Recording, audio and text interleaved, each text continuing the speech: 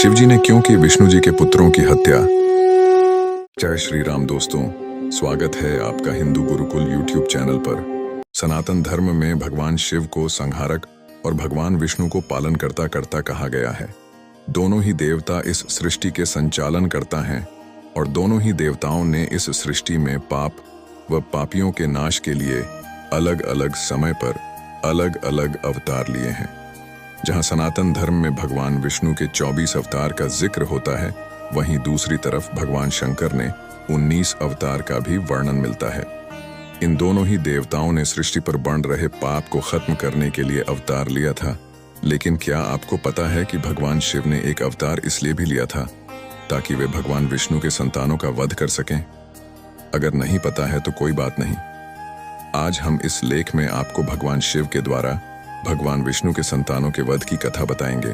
पौराणिक कथाओं के अनुसार जब समुद्र मंथन हुआ और उसमें से अमृत कलश बाहर निकला, तब राक्षसों और देवताओं के बीच उसे पाने की होड़ लग गई। दोनों ही पक्षों के बीच भयानक युद्ध शुरू हो गया। कहा जाता है कि इस दौरान भगवान विष्णु ने असुरों का ध्यान भटकाने के लिए कई अप्सराओं का निर्माण किया। इन अप्सराओं को देखकर असुर इन पर मोहित हो गए और इन्हें उठाकर पाताल लोक लेकर चले गए। इन अप्सराओं को असुरों ने वहां बंदी बना लिया। बाद में जब असुर वापस आए, तब तक देवता अमृत पीकर अमर हो चुके थे। असुरों को जब इस बात का पता चला तो वे गुस्से से आग बबूला हो उठे और उन्होंने देवताओं पर हमला कर दिया। लेकिन असुर अजर अमर देवताओं के सामने भला कहाँ टिकने वाले थे। फलस्वरूप असुरों की हार हुई और उन्हें अपनी जान बचाने के लिए वापस पाताल लोक भागना पड़ा।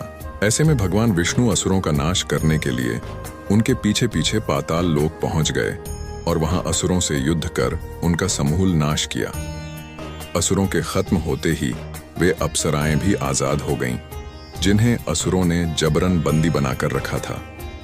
इन अप्सराओं ने जब भगवान विष्णु को देखा तो वे उनके रूप पर मोहित हो गईं और उन्होंने भगवान विष्णु को अपने पति के रूप में पाने की भगवान शंकर से प्रार्थना की।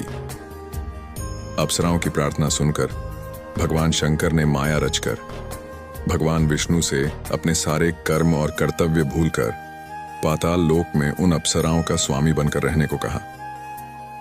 भगवान शिव की इस माया की वजह से भगवान विष्णु अपना बोध खो बैठे और उन अप्सराओं को ही अपनी पत्नी मान लिया।